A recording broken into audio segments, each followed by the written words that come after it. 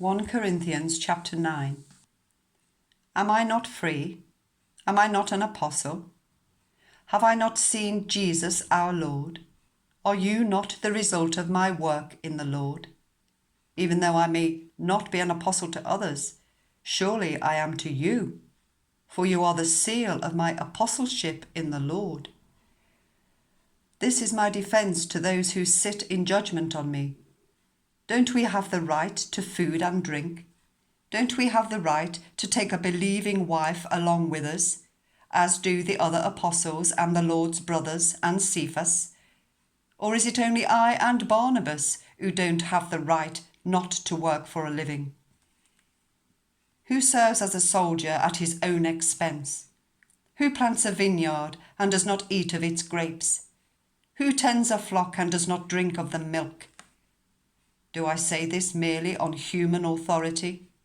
Doesn't the law say the same thing? For it is written in the law of Moses, "Do not muzzle an ox whilst it is treading out the grain." Is it about oxen that God is concerned? Surely he says this for us, doesn't he?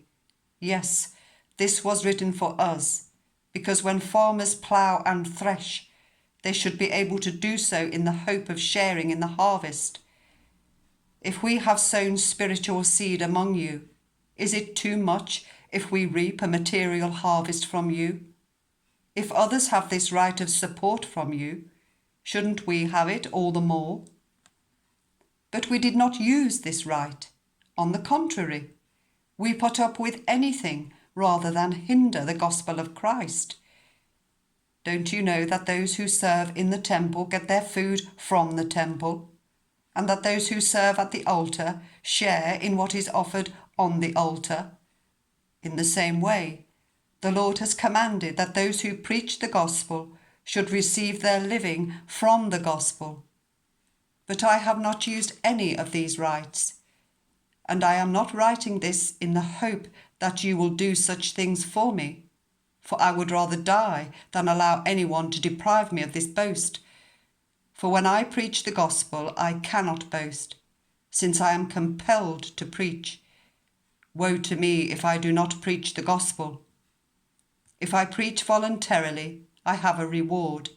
If not voluntarily, I am simply discharging the trust committed to me. What then is my reward? Just this, that in preaching the gospel, I may offer it free of charge, and so not misuse my right as a preacher of the gospel. Though I am free and belong to no one, I have made myself a slave to everyone, to win as many as possible.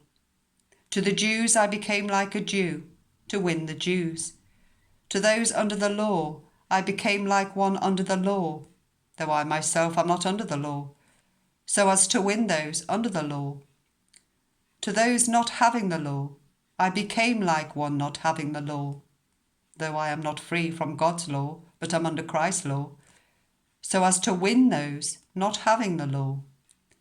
To the weak I became weak, to win the weak.